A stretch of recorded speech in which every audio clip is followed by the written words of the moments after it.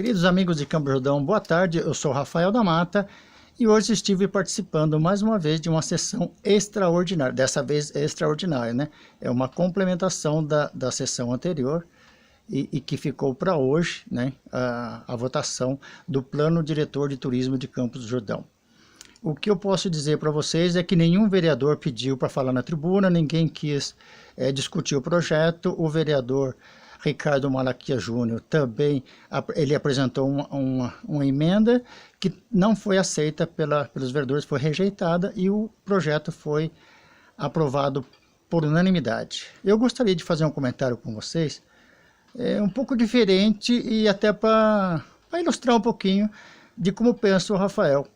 E gostaria de reiterar também que tanto a Prefeitura como a Câmara Municipal, eles têm total liberdade, têm acesso às mídias, à televisão, às rádios e tudo, e eles podem tranquilamente contestar tudo que eu estou comentando, estou dizendo.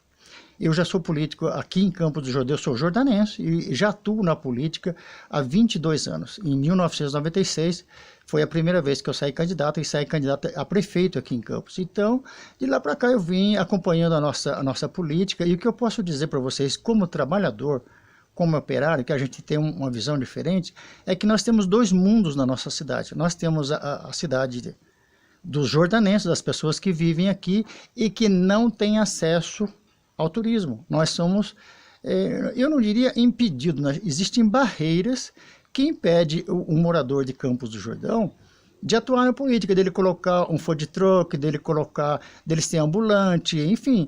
A única coisa que foi deixado para nós foi vender pinhão. Aí, o que mais que tem? Aluguel de cavalo, tem a casa ali do artesão, tem a casa do artesão, tem os artesãos de Jaguaribe, enfim, umas pequenas coisas, charrete, isso foi o que permitiram. E também tem, foi ao longo da nossa história, e a gente aceitou isso, não foi nada contra a nossa vontade, ao longo da nossa história foi privado, a Campos do Jordão não faz muita moradia popular, para não ter um número excessivo entre pobres e ricos, tem que ter um equilíbrio. Então, para não ter muito pobre, não se faz moradia popular na nossa cidade. Isso é um processo antigo, que pode ser totalmente contestado e que não é coisa desta gestão. Eu já estou aí há muitos anos. Nós tivemos uma pequena abertura com a criação da Imoab, nós tivemos para fazer moradia, a empresa municipal de habitação, que foi uma coisa boa para Campos do Jordão, deu uma abertura, e nós tivemos também no ano 2000, quando rodou Campos do Jordão com toda aquela avalanche de chuvarada e tal, aí foi permitido fazer o CDHU, o governador Mário Covas, né, o falecido governador Mário Covas, que começou toda essa luta e fez bastante moradias para nós. Então foi apenas nesses dois momentos que nós tivemos uma abertura relevante, mas não que a gente pudesse ter acesso a coisa. E ao longo da história, alguns empresários da nossa cidade puderam explorar o turismo. Nós tivemos no Itapeva, por vários anos explorando lá. Nós tivemos aqui no Miniférico, nós tivemos em cima ali no Morro do Elefante, também tem lojas, teve algumas lojas ali. Na Ducha de Prata, no Horto Florestal, Belvedere, tem alguns lugares que Campos do Jordão pôde explorar, com os empresários de Campos do Jordão puderam explorar, o Mercadão, o Mercado Municipal, então teve essas possibilidades para a nossa sociedade. Então, e para mim que eu estudo microeconomia, todo mês a gente faz uma roda de empreendedores em Taubaté, com os empresários de Taubaté, e eles trazem para essa roda, ela tem profissionais, coaching que ajudam, né, que tiram dúvidas dos empresários, e eu vou nessa roda para ver as queixas, para ver as dificuldades dos empresários e para trazer esse know-how para mim, para o meu conhecimento, para a minha cidade. Eu trago isso para cá, embora a economia de Taubaté seja diferente da nossa, tem sido de grande valia para mim, eu tenho aprendido muito lá nessa roda. Então eu venho estudando a nossa economia e eu tive, agora com essa concessão, eu venho acompanhando a concessão há bastante tempo, e na audiência pública, a empresa, embora eu nem comentei com vocês, mas no outro vídeo que eu fiz, assim que terminou a 12ª sessão ordinária, que eu gravei o vídeo e postei, em seguida o secretário de Turismo de Campos do Jordão entrou em contato, e ele disse que eu estava enganado, que não era uma empresa que estava fazendo, que o plano diretor de turismo de Campos do Jordão é obra dele e tal. Ele se responsabilizou por aquilo, mas a empresa que estava lá no dia apresentando esse plano diretor, ela comentou com a gente que ela tinha 500 pontos, tinha 500 pontos mapeados de pontos turísticos em Campos do Jordão. É uma média de 500 pontos que foram mapeados e que estavam à disposição deles para desenvolver. Diz que haveria um sacrifício da sociedade. O sacrifício, quando eu falo em sacrifício, é porque vai ter dinheiro público para revitalizar esses pontos turísticos antes de entregar para a concessão. Então, o que tá, não é que preocupa a gente, é uma mudança, e toda mudança ela traz uma certa preocupação, porque a gente desconhece o impacto. O que nós estamos conseguindo ver é que agora nós teremos 2 Campos do Jordão.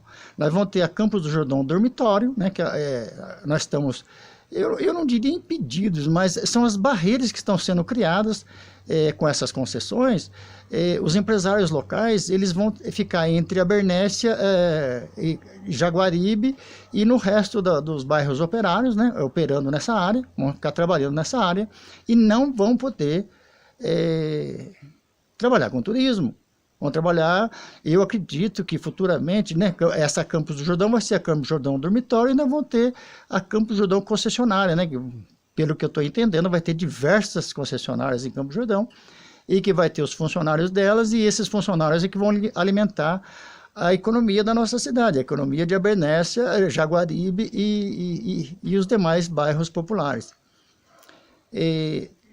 Não chega a ser preocupante, mas é importante conhecer ou já começar a discutir isso para o futuro, né? Porque a Campos do Jordão que nós queremos, ela precisa ser discutida com o povo de Campos do Jordão, né? Nós não temos como barrar um processo desse que já não tão avançado já das concessões, a gente não consegue parar, mas é melhor começar a discutir já e ver qual o impacto que isso vai causar na vida da gente.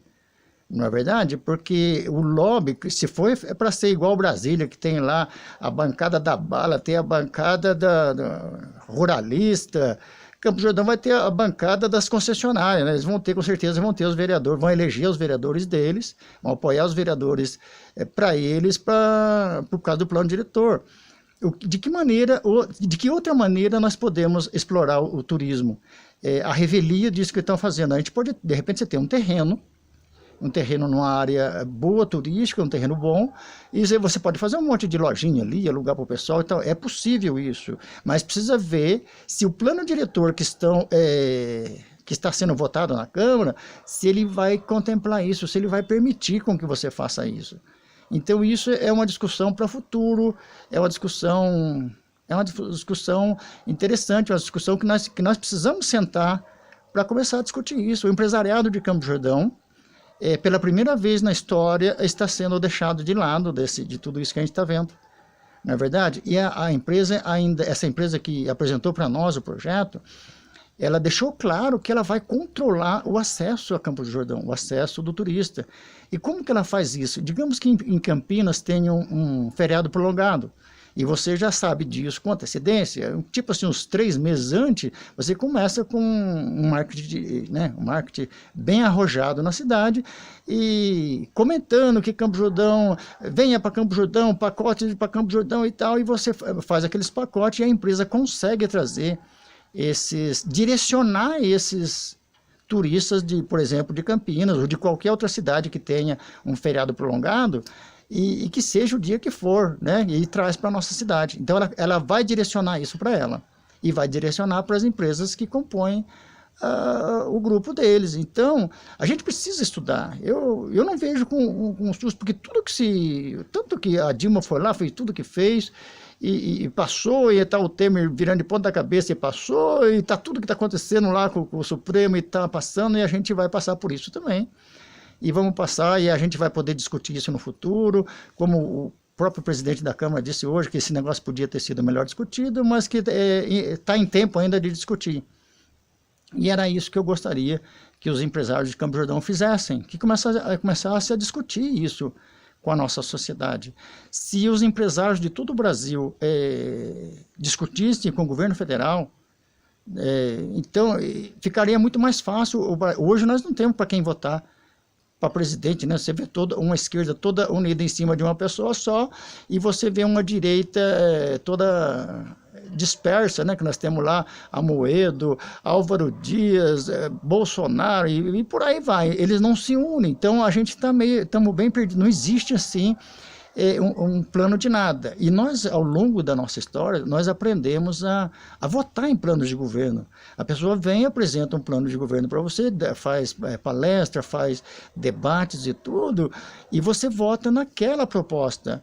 E eu acho que chegou o momento da gente inverter essa lógica e começar a fazer a proposta e ver qual candidato que concorda em fazer a Campos do Jordão que nós queremos. É importante isso. E é importante também que a própria prefeitura, sabendo do rumo que está tomando a nossa cidade, sabendo da forma organizada que a gente está conduzindo isso, que a própria prefeitura também, a Câmara, divulgue melhor o projeto deles, para a gente ter mais conhecimento, que por enquanto para nós está bastante obscuro. Eu vejo uma cidade concessionária cuidando de todo o turismo de Campos do Jordão, e eu vejo uma cidade trabalhadora, uma cidade de mão de obra, de apenas mão de obra e dormitório, para atender esse turismo como funcionário, né, como funcionário e prestação de serviço.